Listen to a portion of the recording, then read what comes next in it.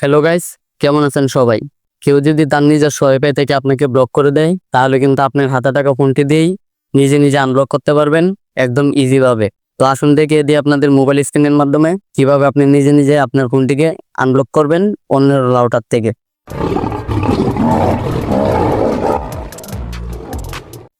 তো guys, finally চলে আসলাম mobile স্ক্রিনে। এখন আমি চলে যাব তিয়াতার অ্যাপ্লিকেশনে। তো এটাতে ঢোকার পর এখন আমি আমার রাউটারটির ভিতর প্রবেশ করব। এখান থেকে চলে যাব ক্লায়েন্ট অপশনে।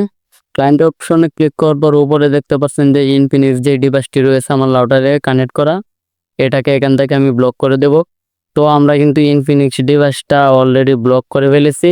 এখন এখান থেকে আমরা সোজা ব্যাক চলে যাব। আমরা এখন চলে যাব আমাদের যেই ডিভাইসটিকে ব্লক করেছি সেই ডিভাইসটি এখন আমরা হাতে নেব। তো কিছুক্ষণ আগে কিন্তু আমরা এই ইনফিনিক্স ডিভাইসটিকে ব্লক করেছিলাম।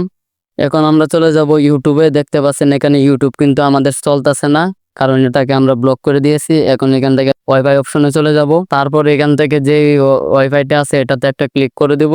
এখান থেকে উপরে দেখতে পাচ্ছেন নো ইন্টারনেট ডেক আছে, একটু নিচে টেনে যাওয়ার পর এখান থেকে প্রাইভেসি অপশনে একটা ক্লিক করবেন। তারপর এখানে দুটো অপশন দেখাবে, জাস্ট নিচের অপশনটাতে একটা ক্লিক করে দিবেন। এখন আমরা এখান থেকে ব্যাক চলে যাব ইউটিউবে। তো ইউটিউবে এখান থেকে আসার পর এখন আপনারা দেখতে পাচ্ছেন এখানে কিন্তু আমাদের নেটটা অলরেডি চলে এসেছে। তো আপনারা চাইলেও কিন্তু একদম ইজি ভাবে আপনাদের নিজের ফোনটি দিয়ে আনলক করে নিতে পারবেন। তো ভিডিওটি ভালো লাগলে অবশ্যই চ্যানেলটি সাবস্ক্রাইব করে পাশে থাকবেন।